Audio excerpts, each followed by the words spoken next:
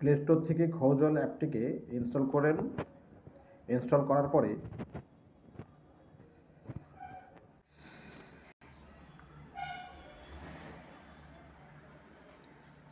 করার পরে ওপেন করুন। যখন আপনি খোঁজল অ্যাপটি ওপেন করবেন, অ্যালাউ করবেন। এরপরে আপনি ফাইন্ড এনিথিং ইউ ওয়ান্টে ক্লিক করবেন। ক্লিক করার পরে আপনার কাছে এরকম একটা ইন্টারফেস আসবে। এখানে আপনি স্টেট সিলেক্ট করুন, অর্থাৎ আপনি কোন রাজ্যে বসবাস করেন। যে রাজ্যে বসবাস করেন সেটি সিলেক্ট করবেন। কোন ডিস্ট্রিক্ট সিলেক্ট করবেন।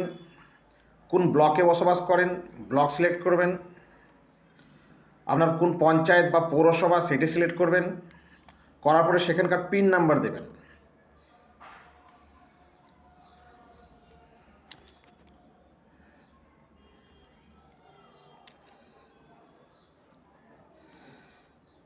সাবমিট করে দেবেন।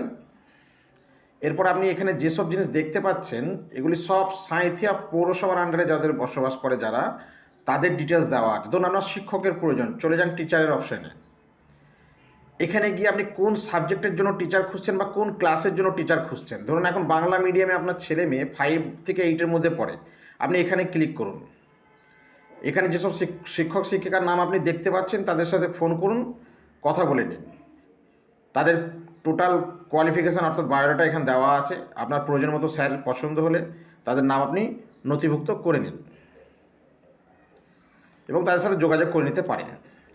যদি অ্যাপটি আপনার বাংলায় পড়তে ইচ্ছে হয় তাহলে সিলেক্ট করবেন ল্যাঙ্গুয়েজ, বেঙ্গলি সিলেক্ট করবেন। সমস্ত তথ্য আপনাকে বাংলাতে শো করবে।